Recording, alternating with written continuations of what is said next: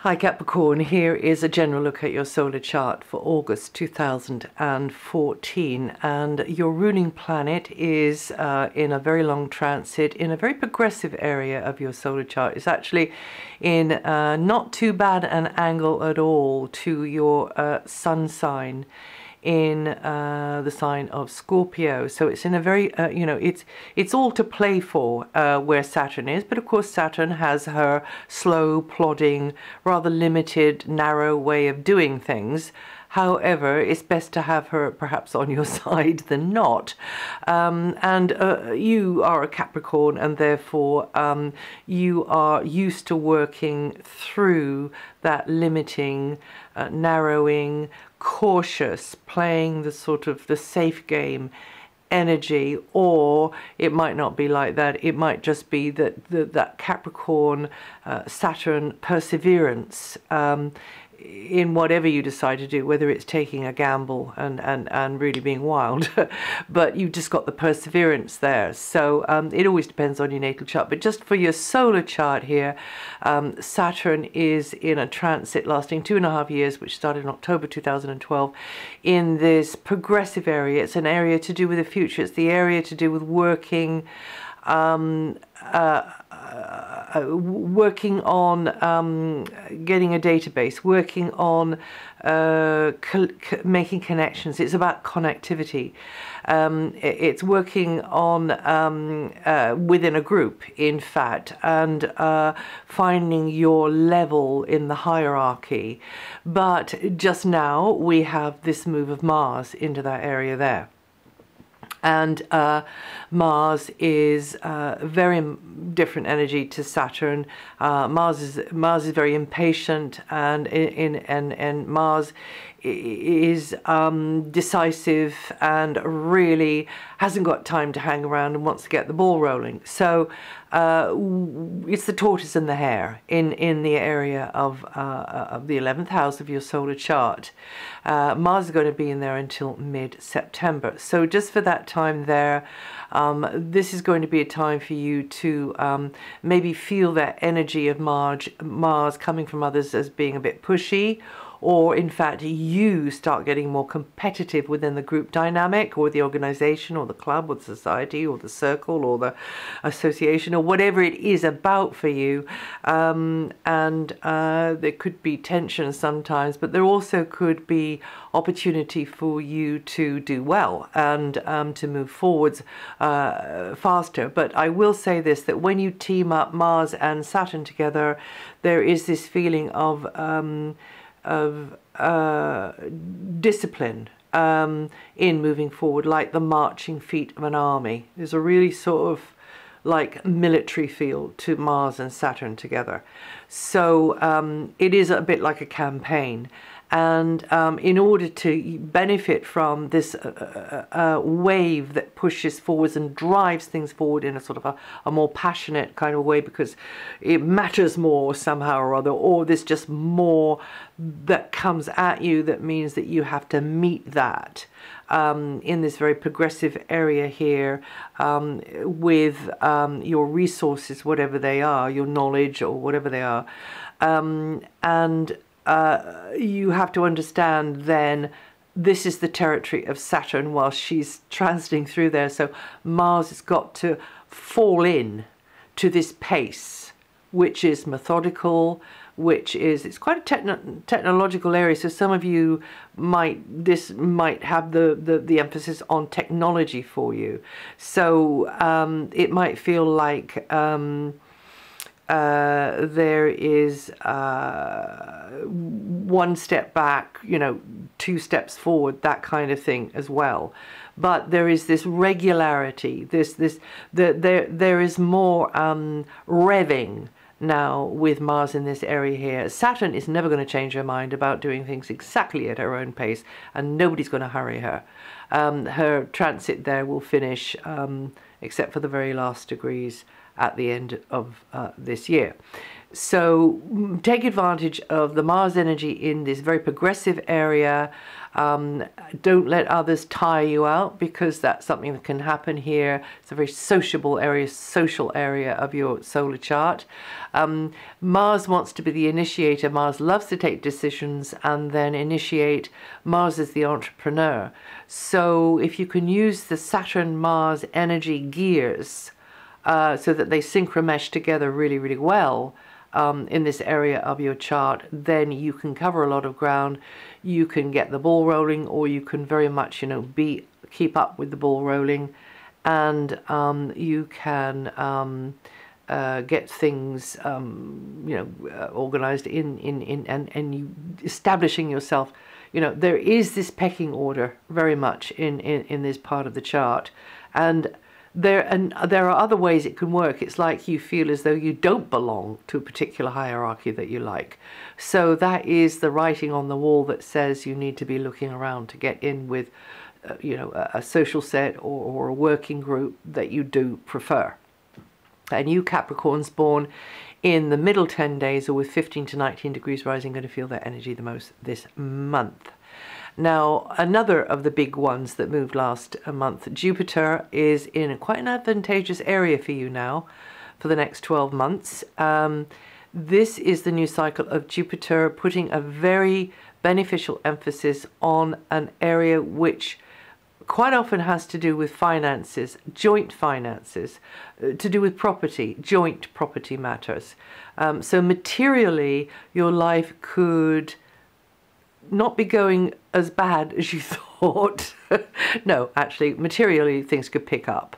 Materially, life could expand and sort of unfold in a way which you're pleasantly surprised at in this area of joint finances and joint property. So that's to say you don't have a free hand here, because you have to defer to the rules, the regulations, the needs, the wants of another. So that can be somebody that you know, or it can be like an outside agency that have got their sort of their regulations and their rules in their system. And it can mean just that the pipeline with goodies or resources, it might be money, it might be possessions, it might be to do with property, but it can be other useful resources, bits of kit, equipment, venues, just things that you need, can just be rolling towards you more easily with Jupiter here. Another really important thing is, because it might not be so much like that, it might be more on the level of the heart, is that this is a time when you and someone might just decide to pool resources together because you like each other so much and you get on okay, because you've tried it out. And you Capricorns, you know, you don't trust that quickly. You've tried it out and you just figure, you know, it's got mileage in it. So you pool resources, and, you know, you can be touched very deeply by somebody, and you just come together with somebody who you think you can do business with. And it might be about business as well. It might just not be about matters of the heart. It might be about a key relationship, which you do a lot better in the company, teaming up with that person, than you would do on your own, whether that's for business or pleasure, as it were. And this can mean a time for a different financial strategy as well. It can also mean debts. It can mean debts that are settled, and that can be a moral debt as well. There usually comes a feeling of Jupiter going through this area of, you know, slowly, the emotional. If there's been turbulence, then emotionally one just gets that feeling of contentment coming in, that feeling of safety coming in there. So that's really good news. And it might mean that there's a financial debt repaid. It might mean to you or from you, of course, but also it might mean legacies. It's things to do with inheritances as well in this area here. So yes, as I say, an advantageous position for Jupiter. Now, for the more short-term surface level, we've got the Sun from up until the 23rd in an area that Jupiter is in. It's in this joint financial area, but also this area of getting closer with somebody, and you get that feeling that there's more riding on things. You get that feeling that you're just a little bit touchier. You're just hoping a little bit more. Your fists are clenched a little bit tighter. Excuse me. At some point during this transit here, and you could be weighing the odds with the Sun in here, and also Mercury's in here as well, excuse me. And you're weighing the odds, you're sensing, you're feeling, you're taking a depth sounding, you know, of whatever. It could be more than one thing during this 4 weeks that the Sun is here, if you're listening to this in July. And I call this the gear change house because it is actually a house of transition. One usually shifts one's position by the end of the transit. And we have the Sun in here, we've got Mercury in here. So, you know, changing gears from one stretch of road and getting onto the next stretch of road by the end of the transit. On the 7th, you might feel more obliged to get busy on behalf of another, to facilitate or support another, but also it's a good time for you to be doing things for yourself as well. And also this is a good time to be imagining what you'd like, you know, really projecting into the future. But also it's a good energy for the artists among you because it sort of allows the dreamer in you to come up to the surface, and for you to have these to manifest a vision in some way or another. Watch out on the 8th and 9th. The energies there are really a bit jerky and the seas are a bit choppy there. So you're going to have to push through with determination and be flexible. Just, you know, it's a little bit of wind getting up, a little bit of choppy water. So the unexpected could be around there as well. So try not to schedule anything major. Perhaps don't go to the dentist or, you know, an important meeting, or if you can, you know, if you can, and if not, then it's going to be, you'll be forewarned because you're forearmed, or rather you're forearmed because you're forewarned. So yes, Mercury is in the same area as the Sun, as I said, and you will find that discussions or ideas that you're mulling over, you're turning things over in your mind, whether that's about some kind of deal, some kind of offer, some kind of set of feelings which are new to you, some opinion about somebody else's behavior, whether it's something financial, something around property, a venue, a space, possessions, you're turning it over. But also, as I said, liaising with another who you trust, you can do better and you can get confidential advice as well.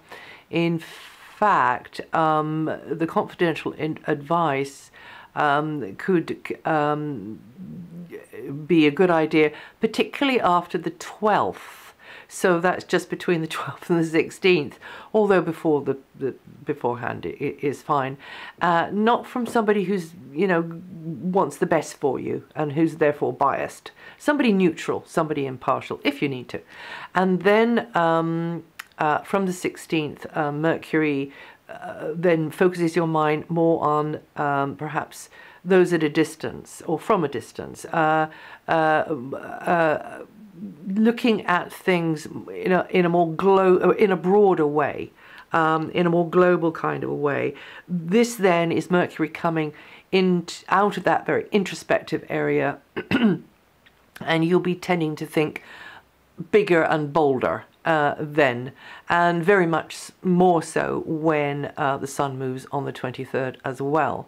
And taking other people's advice, and that helps you join up the dots. and also putting something out across a larger stage, beating the drum on something. This is the area of broadcasting, publications, and working over the wires, connecting with others, you know, dialoguing with others at very much a distance, other languages, other cultures, and other slant on things. So you getting the word out, but also getting the word in. You being the informer, but also being the informed. You being the teacher, but you being the student. You being the I don't know, the counselor, the mentor, but also you being the one who's being counseled. Try to avoid anything major, a major decision, maybe on the 18th and 19th, because you tend to not quite be touching the ground properly on that day there. Now, until the 12th, Venus is strong, very strong in her own place, loving to boost relationships, and anything in the love department is very well favored, but also with friends, with family, and you could just be feeling quite a close rapport with somebody. It could be over the wires as well. Special someone could just turn up, and that would be nice. And also personal, professional connections tend to flow more easily. And then from the 12th, Venus moves into this deeper area, this more emotional area. It joins in there with the sun, and that's, you know, the time when you can really share with somebody. You'll be feeling like you want to keep your feelings to yourself, but just a key person you feel safe with, you can share with them. Another can really touch your feelings at this time as well, you know. And it's almost like it's just between me and him or her, you know, it's just between us, that kind of feeling. And you can, it's easier for you to become more intimate or involved. I'm just looking at my clock. And more intimate or involved. And Venus here could manifest as a relationship which tends to help you out materially. In fact, this is a good time for it because Jupiter is there as well. And so that's definitely good news. And some of you may feel like shifting into more commitment in a material or emotional sense. And also you could get something lent to you or given to you, or somebody picks up the tab for you at this time here. And in negotiations or funding or anything like that to do with property, perhaps, you won't do too badly, I wouldn't have thought. Now, Mars has come into the same area as Saturn, so I've spoken to you about that one there. And actually, just to say that the Sun is going to be moving on the 23rd. The Sun is in a more outgoing, expansive area. That's when you start to see more clearly. It raises the spirits. You see fresh possibilities outside of the box. In fact, you should be flinging yourself, plunging yourself into new things, just to sort of refresh your palate, as it were. And definitely this is a time for distractions and getting out of the daily grind. And of course, travel is highlighted, learning something new is highlighted, going to different kinds of places, and the vibrations do increase the opportunities for you to get a breath of fresh air and clear out the cobwebs. And that's it for August. If you know your rising sign or your moon sign, listen to those. And also, if you want to check on anything, this text is written up on my website, DianaGarland.com. And I wish you well, and I'll see you the next time.